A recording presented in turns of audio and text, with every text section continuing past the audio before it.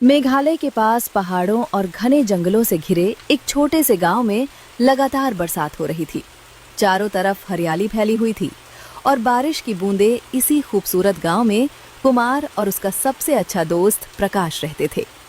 दोनों मिलकर गांव के बीचों बीच स्थित सेठ जी की किराने की दुकान पर काम किया करते थे। सेठ जी दोनों की मेहनत से बहुत खुश रहते थे, लेकिन उन्हें जो मजदूरी मिलती थी वो बहुत ज्यादा नहीं थी। प्रकाश अकेला था। कुमार, पता नहीं हमारे घर के खर्चे कब पूरे होंगे। किराने की दुकान से जो कमाई होती है उसमें तो घर का खर्च भी मुश्किल से चल पाता है। मैं भी यही सोच रहा हूँ काव्या। दिन रात मेहनत करता हूँ लेकिन फिर भी बचत नहीं हो पाती। कुमार, मेरी एक बात मानोगे? हाँ बताओ। तुम अपना एक छोटा सा मटन स्टॉल क्यों नहीं खोल लेते? तुम्हारे हाथ का खाना पूरे गांव में सबसे स्वादिष्ट होता है। अभी बरसात का मौसम चल रहा है। बात तो तुम्हारी ठीक है, लेकिन अगर किसी ने मेरा खाना पसंद नहीं किया तो फिर जो पैसे लगाऊंगा वो भी डूब जाएंगे। ऐसा क्यों सोचते हो? जब भी तुम घर में खाना बनाते हो, पड़ोसी तक खुशबू की तारीफ करते हैं। एक बार कोशिश करके तो देखो। ठीक है काव्या, मैं आज ही दुकान के बाद एक छोटा सा मटन स्टॉल लगा लूंगा। अगर मेहनत करूंगा तो भगवान भी जरूर साथ देंगे। अगली सुबह हल्की हल्की बारिश हो रही थी। वो सीधे मटन की दुकान पर गया। अरे भाई साहब, जरा 2 किलो ताजा मटन दे दीजिए। अरे कुमार भाई, आज इतनी ज्यादा मटन किस खुशी में ले रहे हो? क्या बताऊं भाई, घर के खर्चे पूरे नहीं हो रहे, इसलिए सोचा है कि किराने की दुकान के बाद एक छोटा सा मटन स्टॉल भी लगा लूं। वाह कुमार भाई, ये तो बहुत अच्छी बात है। तुम्हारे हाथ का स्वाद तो मैंने भी चखा है। देख लेना, तुम्हारा स्टॉल जरूर चलेगा। बस तुम्हारी दुआ चाहिए। दुआ भी है, और ये लो, थोड़ा बढ़िया वाला मटन भी दे रहा हूँ। पहले दिन ग्राहकों को स्वाद ऐसा मिलना चाहिए कि बार बार वापस आए। कुमार मटन लेकर घर पहुंच गया। काव्या पहले से ही मसाले तैयार करके रख चुकी थी। कुमार ने बड़े प्यार से मटन धोया, फिर उसमें अदरक, लहसुन, प्याज, टमाटर और कई तरह के मसाले मिलाए। कढ़ाई में तेल गर्म हुआ तो मसालों की खुशबू पूरे घर में फैलने लगी। जैसे जैसे मटन पकता गया, उसकी लाजवाब खुशबू दूर दूर तक फैलने लगी। बारिश की ठंडी हवा उस खुशबू को पूरे गांव में ले जा रही थी। कुमार जैसे ही दुकान के बाद मटन का छोटा सा स्टॉल लगाता है, मटन की खुशबू दूर दूर तक फैलने लगती है। तभी प्रकाश वहां आता है और कहता है, अरे कुमार, ये क्या खोल लिया तूने? किराने की दुकान के साथ मटन का स्टॉल भी? ये चलेगा भी कि नहीं? कुमार मुस्कुरा कर कहता है, पता नहीं यार, लेकिन कोशिश करने में क्या बुराई है। अगर लोगों को पसंद आ गया तो घर के खर्चे पूरे हो जाएंगे। लेकिन अगर नहीं चला तो सारा पैसा डूब जाएगा। नुकसान और फायदा ऊपर वाले के हाथ में है। हमारा काम मेहनत करना है। प्रकाश चुप हो जाता है। तभी बारिश में चलता हुआ हरी वहां पहुंचता है।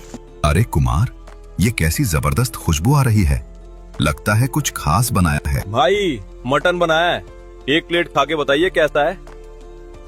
पहला कौर खाता है और उसकी आंखें चमक उठती हैं। वाह कुमार, मजा आ गया।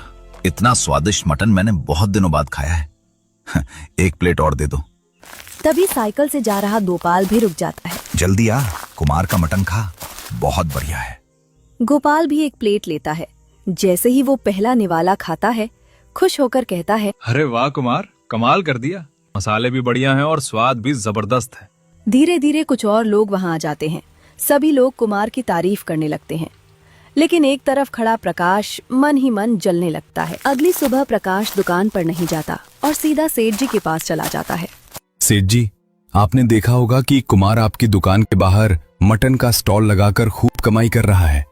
लोग उसकी दुकान पर भीड़ लगा रहे हैं और उसका नाम भी काफी मशहूर हो गया है। हाँ मुझे पता है, लेकिन उसकी वजह से मेरी दुकान पर भी कुछ ग्राहक बढ़े हैं, इसलिए मैंने कभी इस बारे में ज्यादा नहीं सोचा। लेकिन सेठ जी, सोचिए तो सही, फायदा सिर्फ कुमार का हो रहा है। आपकी जगह का इस्तेमाल करके वो रोज पैसे कमा रहा है, जबकि आपको उससे कुछ भी नहीं मिल रहा। बात तो तुम्हारी सही लग रही है, मैंने इस तरफ कभी ध्यान ही नहीं दिया। अगर आप चाहे तो वही स्टॉल में चला सकता हूँ। मैं अपनी कमाई का हिस्सा आपको दूंगा, कम से कम आपको भी तो फायदा होगा। ये बात भी ठीक है। फिर मुझे क्या करना होगा? बस कुमार को वहां से हटाना होगा। उसके बाद मैं वहां अपना स्टॉल लगा लूंगा। ठीक है, कल मैं उससे बात कर लेता हूँ। अगली शुभ कुमार अपना मटन बेच रहा होता है। तभी सेठ जी गुस्से में कुमार की तरफ आते। दुकान में प्रकाश भी होता है। कुमार, मुझे तुमसे एक जरूरी बात करनी है। कल से तुम यहाँ अपना मटन का स्टॉल नहीं लगाओगे। लेकिन सेठ जी, अचानक ऐसा क्यों कह रहे हैं? मैंने तो किसी को कोई परेशानी नहीं दी। परेशानी की बात नहीं है, ये जगह मेरी दुकान के सामने है और अब मैं यहाँ स्टॉल नहीं लगने दूंगा। सेठ जी, मैंने तो बस थोड़ी सी जगह में अपना काम शुरू किया था, इसी से मेरे घर का खर्च चल रहा है। मुझे तुम्हारी मजबूरी समझ में आती है, लेकिन मेरा फैसला यही है। अगर यही आपकी इच्छा है तो मैं आपकी बात मान लूंगा। यही ठीक रहेगा। कल से यहाँ स्टॉल नहीं दिखना चाहिए। अब आया मजा। देखते हैं कुमार, बिना इस जगह के तेरा मशहूर स्टॉल कैसे चलता है। कुमार उदास चेहरा लेकर घर पहुंचा। उसके चेहरे की मायूसी देखकर काव्या तुरंत समझ गई कि कोई बड़ी बात हुई है। क्या हुआ कुमार? आज तुम बहुत परेशान लग रहे हो। स्टॉल पर सब ठीक तो था ना? सुबह तो बड़े खुश होकर गए थे। क्या बताऊं काव्या, लगता है मेरी सारी मेहनत बेकार हो गई। सेठ जी ने मुझे अपनी दुकान के सामने मटन का स्टॉल लगाने से मना कर दिया।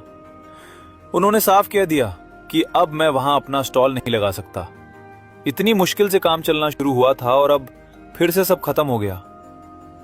बस इतनी सी बात, इसके लिए इतना परेशान हो रहे हो? कुमार, तुम्हें अपनी मेहनत पर भरोसा रखना चाहिए। लोगों को तुम्हारी जगह पसंद नहीं थी, लोगों को तुम्हारे हाथ का स्वाद पसंद है। लेकिन काव्या, अगर मुझे दूसरी जगह ग्राहक ही नहीं मिले तो? वहां लोगों की भीड़ लगने लगी थी। अब सब कुछ फिर से शुरू करना पड़ेगा। नहीं कुमार, अब बात पहले जैसी नहीं है। पूरे गांव के लोग तुम्हें जान चुके हैं। जिसने एक बार तुम्हारा मटन खाया है वो दोबारा जरूर आएगा। तुम नदी किनारे स्टॉल लगाओ। बरसात का मौसम है, वहाँ लोग घूमने भी आते हैं और मौसम का मजा लेने भी। मुझे पूरा विश्वास है कि तुम्हारा काम वहाँ और अच्छा चलेगा। सच कहूं तो तुम्हारी बातें सुनकर हिम्मत मिलती है। ठीक है, कल से मैं नदी किनारे ही अपना स्टॉल लगाऊंगा। अगले दिन कुमार सुबह से ही तैयारी में लग गया।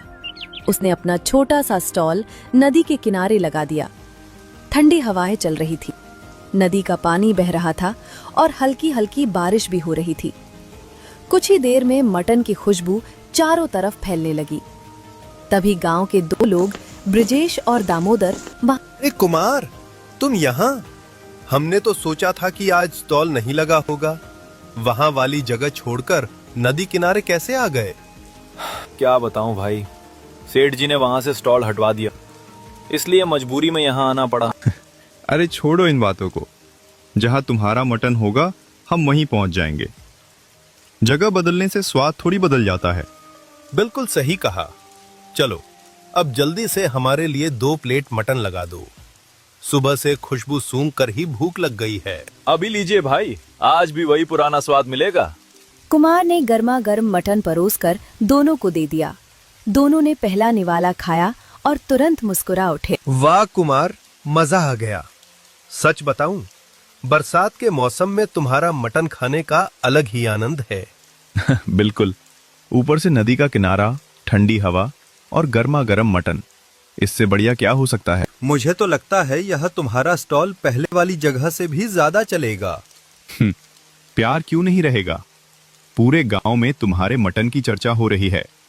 देखना, थोड़ी देर में और लोग भी यहाँ पहुंच जाएंगे। उधर प्रकाश ने सोचा कि अगर उसे कुमार से बेहतर मटन बेचना है तो उसे कुछ अलग करना होगा। वो शहर गया और वहां से महंगे रेडीमेड मसाले, तैयार मटन मसाला और कई पैकेट खरीद लाया। अगले दिन प्रकाश ने स्टॉल लगाया और मटन बनाना शुरू कर दिया। तभी गांव का ओम प्रकाश वहां पहुंच गया। अरे प्रकाश भाई, तुमने भी मटन का स्टॉल खोल लिया? पहले तो यहाँ कुमार का स्टॉल हुआ करता था। अरे छोड़ो कुमार को, एक बार मेरा मटन खाकर देखो, फिर उसका नाम भी भूल जाओगे। मैं शहर से खास मसाले लाया हूँ, ऐसा स्वाद पूरे गांव में कहीं नहीं मिलेगा। अच्छा, इतनी तारीफ कर रहे हो तो चलो आज तुम्हारा ही मटन खाकर देखते हैं। 1 प्लेट लगा दो। प्रकाश ने जल्दी से 1 प्लेट तैयार करके ओम प्रकाश के हाथ में दे दी। ओम प्रकाश ने पहला कौर खाया। जैसे ही मटन उसके मुंह में गया, उसका चेहरा बिगड़ गया। अरे बाप रे, ये क्या बना दिया तुमने? क्यों, क्या हुआ? स्वाद अच्छा नहीं है क्या? अच्छा, इसमें अच्छा क्या है? मसालों से तो अजीब सी गंध आ रही है। ऐसा लग रहा है जैसे कई महीनों से पैकेट में बंद पड़े हों। स्वाद भी बिल्कुल फीका है। लेकिन ये तो शहर के महंगे मसाले हैं। महंगे होंगे लेकिन स्वादिष्ट नहीं है। कुमार के मटन में जो ताजगी होती थी वो इसमें बिल्कुल नहीं है। उसके मसाले ताजे होते थे, मटन ताजा होता था और सबसे बड़ी बात, वो दिल से खाना बनाता था। तुम बढ़ा चढ़ा कर बोल रहे हो। चलो अब ये बताओ कि कुमार कहाँ मिलेगा? आज मटन खाने का मन है लेकिन ऐसा नहीं। नदी किनारे स्टॉल लगाता है। ठीक है, मैं वहीं जा रहा हूँ। कम से कम वहां पैसे वसूल तो होते हैं। इतना कहकर ओम प्रकाश वहां से चला गया। धीरे धीरे लोगों ने प्रकाश के स्टॉल पर आना ही बंद कर दिया। हर दिन मटन बच जाता और उसे फेंकना पड़ता। एक शाम प्रकाश बैठा हिसाब लगा रहा था। आज भी नुकसान, कल भी नुकसान और पिछले हफ्ते भी नुकसान। कुछ दिन और कोशिश करने के बाद भी हालात नहीं बदले। उसने अपना मटन स्टॉल बंद कर दिया। समय बीतता गया और कुमार का मटन स्टॉल पूरे इलाके में मशहूर हो गया। लोग दूर दूर से उसका मटन खाने आने लगे। अच्छी कमाई होने लगी तो कुमार ने अपनी दुकान के पीछे एक छोटी सी किराने की दुकान भी खोल ली। अब लोगों को एक ही जगह पर मटन भी मिल जाता था और घर का सामान भी। धीरे धीरे गांव के ज्यादातर ग्राहक कुमार की दुकान पर आने लगे। इसका असर सीधा सेठ जी की दुकान पर पड़ा।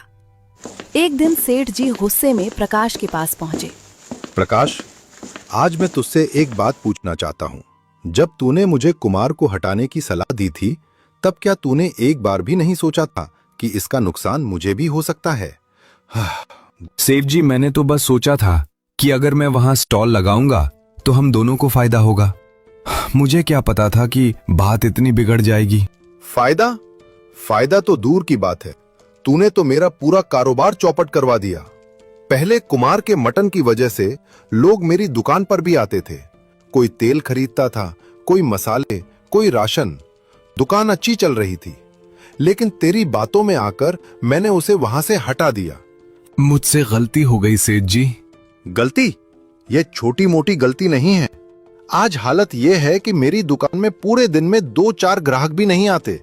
उधर कुमार का कारोबार दिन दूनी रात चौगनी तरक्की कर रहा है। मैंने कभी नहीं सोचा था कि ऐसा होगा। तूने सोचा ही कब था? बस जलन में आकर मुझे सलाह दे दी। अब नुकसान मेरा हो रहा है। अगर 4-5 दिन और यही हाल रहा तो मुझे ये दुकान बंद करनी पड़ेगी। और जिस दिन दुकान बंद हुई उस दिन तू भी कोई दूसरा ठिकाना ढूंढ लेना। ये कहकर सेठ जी गुस्से में वहां से चले गए। प्रकाश चुपचाप खड़ा रह गया। उसे पहली बार अपनी गलती का एहसास हो रहा था। उधर कुमार अपनी दुकान पर बैठा दिन भर की कमाई गिन रहा था। उसके चेहरे पर खुशी थी, लेकिन तभी उसे प्रकाश की याद आई। आखिर वो मेरा बचपन का दोस्त है। गलतियां सबसे होती हैं। कुमार तुरंत प्रकाश से मिलने पहुंच गया। अरे प्रकाश, कैसे हो भाई? बहुत दिनों से बात नहीं हुई। क्या हाल पूछ रहे हो कुमार? जिसे मैंने नुकसान पहुंचाने की कोशिश की, आज वही मुझसे हाल पूछने आया है। पुरानी बातें छोड़ो, बताओ सब ठीक है ना? क्या ठीक होगा? मटन का काम बंद हो गया। सेठ जी भी मुझसे नाराज हैं। पूरे गांव में मेरी बदनामी हो गई। देखो प्रकाश, इंसान से गलती हो जाती है, लेकिन गलती मान लेना सबसे बड़ी बात होती है। मैं मानता हूं कि मुझसे बहुत बड़ी गलती हुई। मुझे तुम्हारी सफलता देखकर जलन होने लगी थी। उसी जलन में मैंने सब कुछ बिगाड़ दिया। जो हो गया उसे बदल नहीं सकते, लेकिन आने वाला समय जरूर बदल सकते हैं। प्रकाश ने हैरानी से कुमार की तरफ देखा। तुम कहना क्या चाहते हो? मैं अपने काम को और बड़ा करना चाहता हूँ। सिर्फ मटन बेचने से काम नहीं चलेगा। मैं एक छोटा सा ढाबा खोलने की सोच रहा हूँ, जहाँ लोगों को मटन के साथ दूसरी चीजें भी मिले। ये तो बहुत अच्छी बात है। लेकिन इतना बड़ा काम मैं अकेला नहीं कर सकता। मुझे एक भरोसेमंद साथी की जरूरत है। फिर? अगर तुम चाहो तो मेरे साथ काम कर सकते हो। क्या?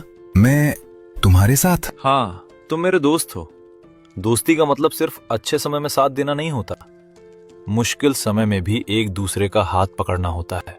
कुमार, मैंने तुम्हारे साथ इतना गलत किया और फिर भी तुम मुझे अपने साथ काम करने का मौका दे रहे हो। क्योंकि मैं दुश्मनी नहीं, दोस्ती में विश्वास करता हूँ। मैं वादा करता हूँ कि अब कभी तुम्हारा भरोसा नहीं तोड़ूंगा। कुछ ही महीनों में कुमार और प्रकाश का छोटा सा ढाबा पूरे इलाके में मशहूर हो गया। बरसात के मौसम में तो वहाँ इतनी भीड़ होती थी कि लोगों को बैठने की जगह तक मुश्किल से मिलती थी। कुमार स्वादिष्ट मटन बनाता था, प्रकाश ग्राहकों को संभालता था और काव्या दुकान का हिसाब किताब देखती थी। अरे कुमार भाई, आज तो मौसम बहुत शानदार है, जल्दी से एक प्लेट मटन लगा दो। ऐसी बारिश में गर्मा गर्म मटन खाने का मजा ही कुछ और होता है। बिल्कुल दानिश भाई, अभी लाया। आज का मटन भी खास बनाया है।